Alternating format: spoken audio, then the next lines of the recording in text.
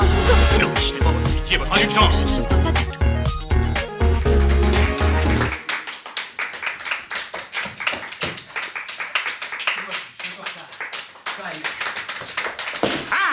Cette semaine, il y en aura pour tous les goûts. Une comédie hystérique, Robert De Niro en nœud papillon, une blonde qui met des mandales en soutif-culotte. Ici, avec moi, vous faites le tour du monde, ça fait pas un pli.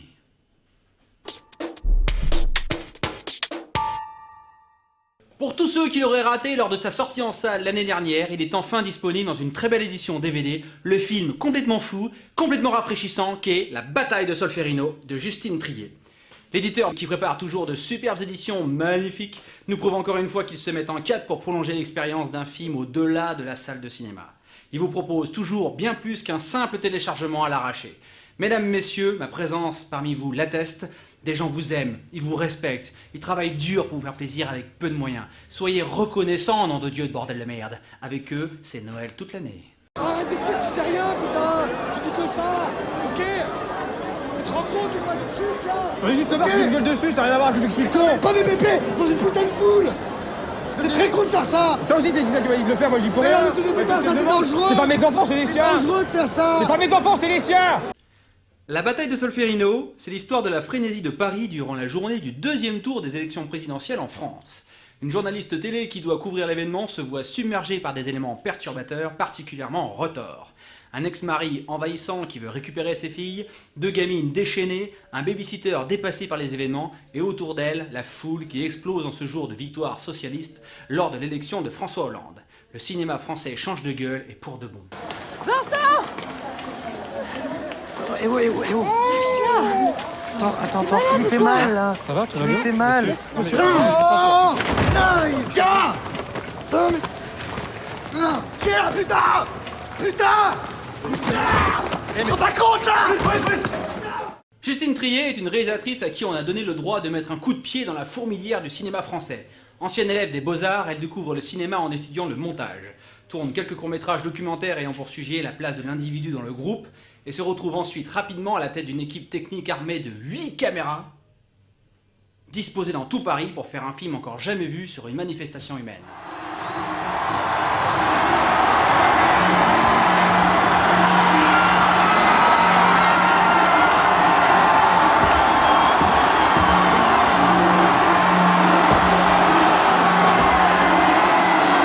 Les scènes de manifestation ne sont pas du tout fictives. Vous avez de vrais morceaux de socialistes à l'intérieur. Tout est vrai. Et au milieu de cette ferveur, les comédiens qui construisent l'histoire de la fiction. C'est la comédie française la plus génialement inventive de l'année dernière. Depuis Riyad Satouf, ancien dessinateur devenu cinéaste des beaux gosses, on peut affirmer aujourd'hui qu'une grande partie des vraies réussites du cinéma français ne viennent pas forcément du milieu du cinéma. Attends, j'ai envie de... Je sais pas quoi faire, quoi. Attends, tu peux pas, ça s'enlève pas, ce truc, putain. Je sais pas, ah, merde, putain. Comment on fait, déjà, putain? Mais attends, c'est pas difficile. Attends, Tellement content de pouvoir nous faire découvrir ce film étourdissant, l'éditeur nous offre plein d'éléments passionnants sur cette jeune réalisatrice pleine de fraîcheur. Vous y trouverez les bonus qui pour moi sont les plus importants sur un DVD bien fourni, les courts-métrages de l'auteur. Vous pourrez voir Sur place, premier film expérimental sur les mouvements de foule dans les manifestations, Des ombres dans la maison, documentaire sur la vie d'un centre social dans la banlieue de Sao Paulo, puis Vilaine fille, mauvais garçon, qui narre la rencontre bouleversante de deux artistes marginaux, un peu déconnectés du monde qui les entoure.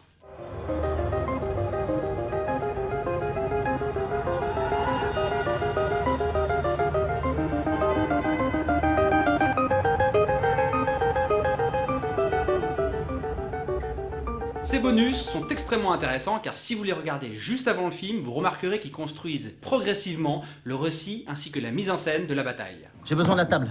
Je vous l'ai dit tout à l'heure, j'ai besoin de la table. Maintenant, j'ai besoin de la table. Je vous l'ai expliqué tout à l'heure, c'est pas votre table, c'est pas la table télé. Alors videz les... Putain mais pauvre conne. Vous payez, vous dégagez. Le cinéma français c'est nul, ils font que des téléfilms. Non, non et non, il y a Justine Triet, elle est là et bien là. Son film c'est un film d'action, c'est un blockbuster. Son film est le film fou de fou avec des fous et nous ici on aime ça. Ah non mais, alors.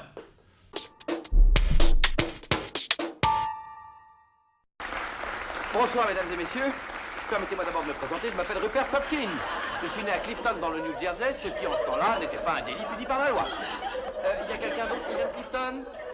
Pour tous ceux qui ont adoré le Loup de Wall Street de Martin Scorsese, je vous invite à vous jeter sur l'un des plus grands films du cinéma, l'un des plus méchants et les plus drôles jamais réalisés sur le monde des fans. La valse des pantins en version restaurée haute définition avec plein de bonus émouvants et drôles comme le film. Oui, merci, mais c'est pas bousculer, s'il vous plaît. Vous la bousculez, La valse des pantins est un film ahurissant qui n'a absolument pas rencontré son public en 1982. Trop avant-gardiste, monsieur Scorsese. Ça avait déjà été aussi le cas l'année d'avant avec Raging Bull, autre chef-d'œuvre instantané sur la vie du boxeur Jack LaMotta. Est-ce que tu ne sais pas? Ne le dis à personne, mais tu es assise en face du nouveau roi des comiques. Mais pourquoi pas moi?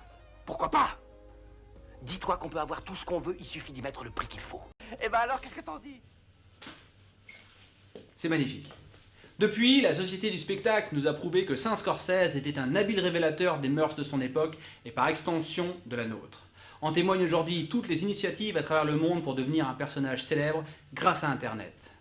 Et moi le premier, je n'ai pas honte de le dire, je suis un véritable Rupert Pupkin. Tout ce qu'il a fait dans le film, je l'ai déjà fait.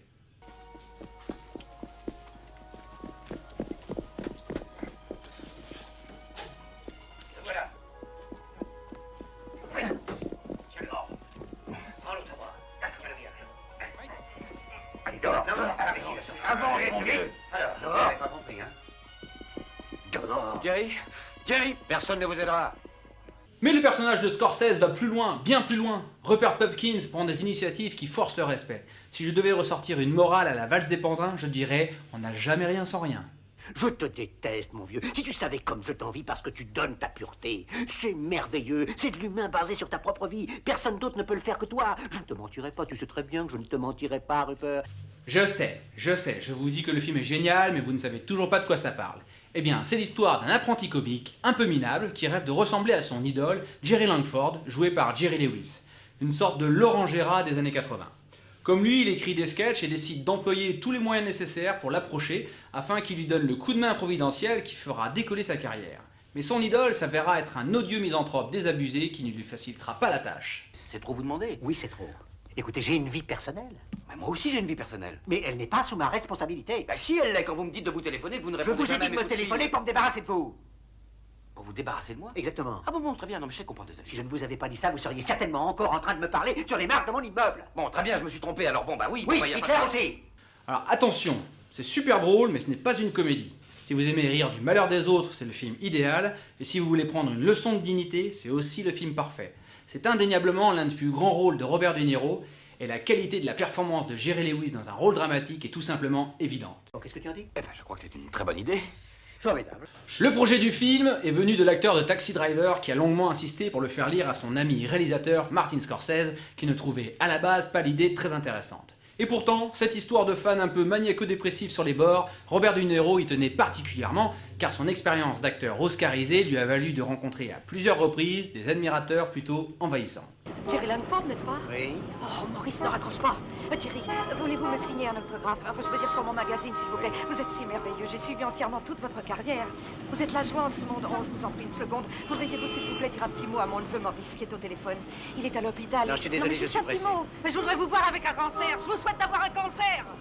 Aujourd'hui, ce film est une bombe à fragmentation qui déverse un humour noir de toute beauté. Tout est parfait dans ce film, les plans, les seconds rôles, les costumes, les décors et les performances d'acteurs qui laissent bouche bée. Jerry, je veux juste vous dire encore une petite chose, Jerry. Je suis très content que vous m'ayez traité comme ça aujourd'hui, vous savez. Parce que maintenant, je sais vraiment qu'on peut compter sur personne. Ni sur vous, ni sur personne, et je compterai plus jamais sur personne. C'est très bien. Vous avez compris? Dans l'édition de films de patrimoine, Carlotta, c'est les patrons. Ils le savent et ils le montrent. Ils interviewent pendant 40 minutes la monteuse du film, Thelma Schumacher, qui s'éclate à nous raconter toutes les petites histoires de tournage et de montage autour du film. Le réalisateur et son actrice principale, Sandra Bernhardt, nous parlent également de leurs souvenirs de tournage pendant 20 minutes. Vous trouverez également 8 scènes coupées qui vous éclaireront sur les choix de montage du maître. Et pour finir, la pièce maîtresse de 30 minutes sur la rencontre qui a suivi la projection du film en version restaurée au Tribeca Film Festival. Alors que Martin Scorsese et Robert De Niro tentent de se rafraîchir la mémoire dans une ambiance un peu pépère, voilà que déboule un Jerry Lewis de 88 ans en pleine forme qui se met à vanner tout le monde, replaçant définitivement le comédien comme un des maîtres incontestés du stand-up. Tout simplement génial. Tu peux me rendre mon DVD, s'il te plaît ? Et tout ça mène dans une seule direction, Rita. Hollywood. Une maison sur la plage de Malibu en face de l'océan. Et nous aurons un appartement au Chéri. On peut pas descendre ailleurs quand on devient une vedette, tu comprends? On aura l'appartement du dernier étage pour voir tout le monde d'en haut et crier « Pas de chance, connard! Ça marchera peut-être une autre fois !» Pour tous ceux qui se disent « Y a quoi comme vrai grand film à avoir dans sa vidéothèque ?» Prenez celui-là. Réfléchissez pas. Prenez celui-là.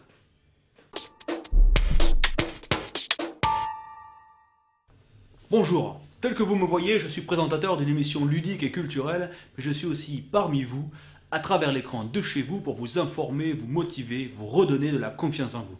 Surtout à vous, mesdames. Chaque jour, désormais, il n'est pas rare d'entendre aux informations des faits divers sordides sur de jeunes femmes sans défense qui se font agresser dans la rue, le métro, le bus et tout autre moyen de transport. Mon rôle, bien que divertissant, est aussi de vous annoncer qu'il existe des solutions. C'est le chat qui fume qui vous le propose.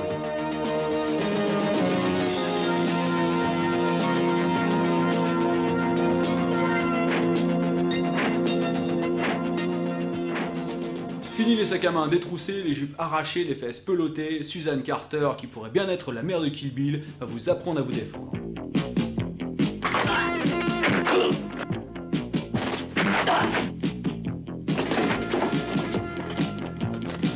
C'était une époque bénie où les femmes ne pouvaient sortir seules le soir dans la rue sans se faire agresser, surtout aux Philippines. D'habitude, dans ce genre de cas, Charles Bronson ou Chuck Norris n'étaient jamais très loin, mais là, non merci, ça va, Suzanne Carter se débrouille très bien toute seule. Ça m'impressionne. Je suis même émerveillée. Il y a mieux, attendez de voir le reste. Je vous présente Combat à main nue cette semaine, car c'est un film gratuit. Non pas que l'éditeur vous fasse cadeau d'un DVD, mais bien entendu que tout ce qui s'y passe est racoleur. Une vraie pièce de musée.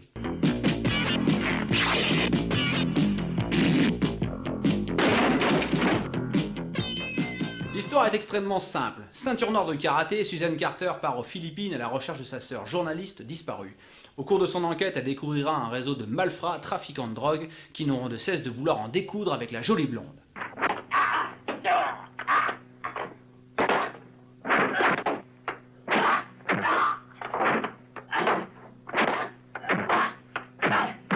L'intérêt est ailleurs, mes amis, car la belle blonde passe tout le métrage à foutre des mandales en sous-vêtements ou bien carrément à poil lorsqu'elle se fait agresser à la sortie de sa douche.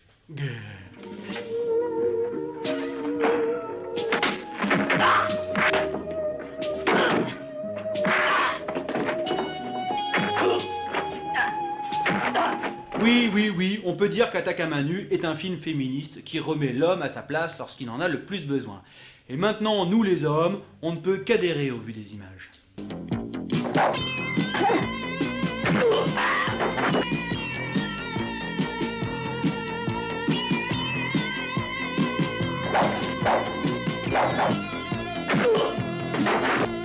Oui, vous pouvez écarquiller les yeux comme ça, mais on faisait bien des films pareils dans les années 80. Du pur cinéma d'exploitation qui rappelle bien évidemment le cinéma de Tarantino, car c'est tout ce qu'il aime et nous aussi. Je vous sens un peu perplexe, mais je vous invite à essayer car je pense que votre vidéothèque ne sera plus jamais la même si vous y insérez un film de cette collection. Car malgré tout, c'est un vrai film d'action. L'actrice est très jolie, les joggings sont saillants, il y a un peu de gore pour mettre un peu de piquant, et surtout, c'est super marrant. Une belle blonde, des mecs qui dérouillent, des moustaches, des joggings, je vois pas ce que je peux faire de plus.